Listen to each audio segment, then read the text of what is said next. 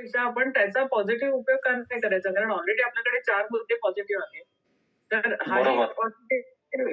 हाही पॉझिटिव्ह होऊ शकतो. आता नोकरी कधी मिळेल? कधी मिळेल म्हणताना, की रवी 3, 6, 10 आणि 11 स्थानामध्ये तो फळं देतो किंवा फळं देतो. बरोबर? एक तर आपण त्याची दशा वगैरे काढली नाही आता या वेळेला. तशी गरज पडली तर काढायची. पण साधारणपणे नोकरीचे प्रश्न मी तुम्हाला सांगते, की रवीचं भ्रमण बघून सांगायचं. आता ऑलरेडी इथे षष्ठात आहे, स्वराशीत आहे. म्हणजे अगदी ताबडतोब 8 दिवसात मिळेल असंही उत्तर येतं. आणि समजा या महिन्यात म्हणजे आता या सप्टेंबर महिन्यात नाही मिळाली, तरी पुढचा महिना ऑक्टोबर म्हणजे सप्तमात, नंतर नोव्हेंबर, ऑक्टोबर इकडे येईल अष्टमात, तुळेत. पुढे वृश्चिकेत जाईल रवी, तेव्हा सुद्धा कमी अपेक्षा किंवा आशा राहील. पण जेव्हा दशमात रवी जाईल, तेव्हा मात्र म्हणजे आणखीन आत्ता ताबडतोब मिळेल हे पहिलं उत्तर आहे. आणि दुसरं उत्तर असं आहे की 1, 2, 3, 4 3 महिन्यानंतर त्याच्या 15 म्हणजे 15 त्या महिन्याची 15 तारीख त्याच्या आसपास ती नोकरी मिळेल हे उत्तर येतं. आता हे कसं काढलं लक्षात आलं. सप्टेंबर मध्ये रवी म्हणजे याच कुंडलीनुसार आपण बघणार आहोत की इथे ऑगस्ट मध्ये आता हिने प्रश्न सप्टेंबर मध्येच विचारला असला तर 15 ऑगस्ट ते 15 सप्टेंबर हा रवी दशमात राहणार आहे आणि कर्मस्थानात आहे. धनु राशीत म्हणजे अग्नितत्वाचा ग्रह अग्नितत्वाच्या राशीत शुभ फलदायी असतो. त्यानुसार सुद्धा दशमात आल्यानंतर त्याला नोकरी मिळेल तिला. आत्ता ताबडतोब मिळेल हे एक उत्तर झालं. आणि समजा नाही मिळालं तर मात्र रवी जेव्हा धनुराशीत येईल तेव्हा तुला नोकरी मिळेल असं त्याचे उत्तर दिलंय. अजून नाही ह्यांनी हेच नाही दिलं, सांगितलंच नाही उत्तर. त्याच्यामुळे आता माझ्याकडे उत्तर नाही. विचारते अशा प्रकारे कुंडल्या सोडवायच्या आहेत.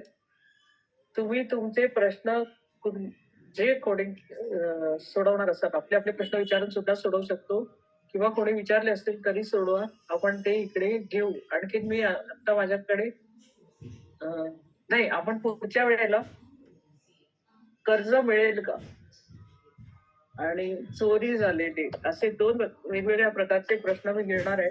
सगळं एकदम घेतलं की जमलिंग नको व्हायला म्हणून आता मी घेत नाही. अजून 6 कुंडल्या माझ्याकडे आता समोर आहेत. पण त्या पुढच्या वेळी नक्की घेऊ. या आता समजल्या की नाही? गेल्या वेळचे मी सोडून पाठवले होते ते बरोबर होते का? बघितलं का तुम्ही? हो बरोबर होत्या. बरोबर होत्या. ओके ठीक. मॅडम प्रश्न कुंडली आणि गोचरीची कुंडली एकच असते ना? गोचरीची म्हणता येत नाही. कारण गोचरी आपण ज्याला म्हणतो की आपल्या मूळ कुंडलीशी त्याचं कम्पेअर करतो. त्याला आपण गोचरी म्हणतो. की गोचरीनी लग्नेश लग्नात आला किंवा गोचरीनी लग्नेश अष्टमात आला असं म्हणतो. पण प्रश्न कुंडलीचा अर्थ आहे की त्या वेळेची कुंडली. जे वेळेला आपण कुंडली मांडणार त्यावेळेस प्रश्न कुंडली म्हणजे गोचरी म्हणता येत नाही. कारण गोचरी त्या एखाद्या विशिष्ट कुंडलीशी निगडीत असते. तसं नसता ही त्या टाइम कुंडली आपण याला म्हणू शकतो. अच्छा त्यावेळेच्या पंचांगातले ग्रह कुंडली म्हणून प्रश्न करतो. बरोबर. अच्छा ठेवूया. म्हणजे आतापर्यंतच्या सगळ्या सोडवलेल्या कुंडल्या कळल्या असतील तर आपण आता थांबवूया. कारण मॅडम व्हायला म्हणून थांबूया. मॅडम मला विचारायचं होतं एक प्रश्न की आपण गोचर जे बघतो ते आपण चंद्र राशीप्रमाणे बघायचं की लग्न राशीप्रमाणे बघायचं? लग्न राशीप्रमाणे. लग्न महत्वाचं. लग्न हे आपल्याला आपल्या इतर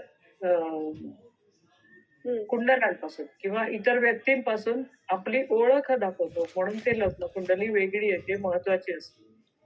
अर्थात चंद्र कुंडली वगैरे चंद्र हो. आणि बाकीचे सो आता मॅडम मला एक बोलायचं होतं. जसं माझ्याकडे म्हणजे माझा भाऊ हा 2023 मध्ये ऑफ झाला. सो मी जेव्हा त्याची पत्रिका मांडली गोचरीने त्यावेळेस त्याची लग्न रास होती सिंह, त्याची चंद्र राशी होती मिथुन. आणि ज्यावेळेस मी त्यावेळेस जे कुंडली मांडली, कारण ज्यावेळेस तो ऑफ झाला तेव्हाची डेट आणि टाइम जे माझ्याकडे होतं, त्यावेळेस त्याच्या लग्नामधले सगळे ग्रह त्याच्या षष्टात होते. आणि आपल्या चंद्र राशीप्रमाणे ते त्याच्या अष्टमात गेले होते आणि व्यायात होते. हे पण सांगते. याचा अर्थ की त्या व्यक्तीवरती चंद्र राशीचा इम्पॅक्ट जास्ती असतो. त्याची दोन कारण आहेत. जेव्हा पौर्णिमेच्या आसपास असलेली कुंडली, पौर्णिमा म्हणजे चंद्र हा बलवान असतो, पौर्णिमेचा चंद्र आपण बलवान म्हणतो, आणि त्यावेळेस जन्म असलेल्या लोकांची चंद्र कुंडली अधिक प्रभावी असते लग्न कुंडलीपेक्षा. उदाहरणार्थ अजून एक कुंडली माझ्या डोळ्यासमोर आहे, त्यांचं आता लग्न आहे जवळजवळ 25 अंशाच्या पुढे, म्हणजे ते ऑलमोस्ट संपत आलं ते लग्न.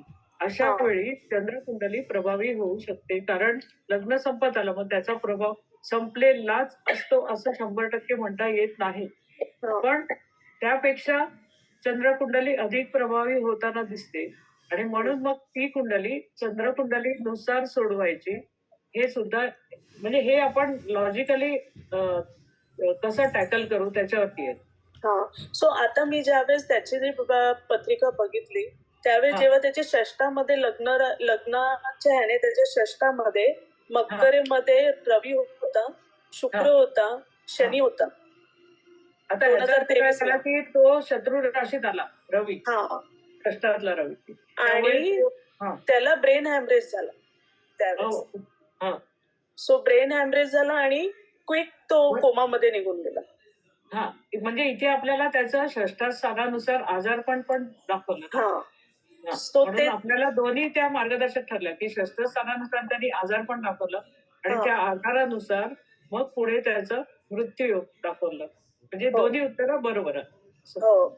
आणि मग नंतर जेव्हा मी आपल्या चंद्र राशीप्रमाणे बघितलं, जशी त्याची मिथुन ही त्याची चंद्र रास होती, तर ते अष्टमामध्ये 2 दिवसानंतर कोमात राहून तो जेव्हा 2 दिवसानंतर गेला, त्यावेळेस मी जेव्हा त्याची चंद्र राशीप्रमाणे बघितले, तेव्हा अष्टमामध्ये सेम ग्रह होते, पण त्याच्या व्यायामध्ये मंगळ होता.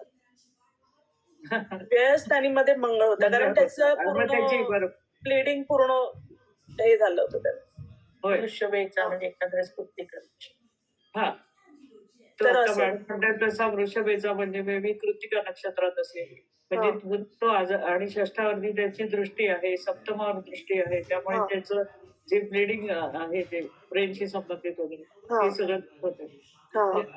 दाखवलं इथे आजारपण सुद्धा दाखवलं आणि मृत्यू सुद्धा दाखवलं. शेअर करा ना कुंडली, काय हरकत नाही.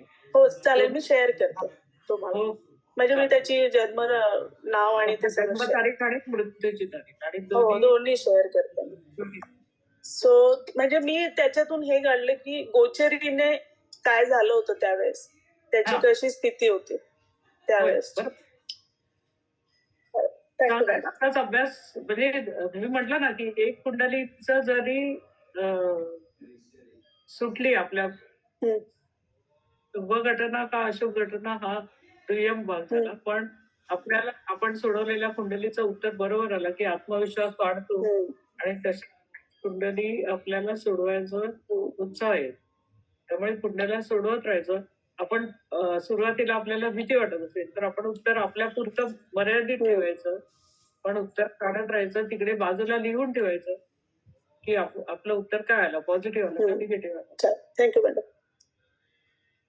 Okay, thank you madam. ठीक आहे. Okay, welcome.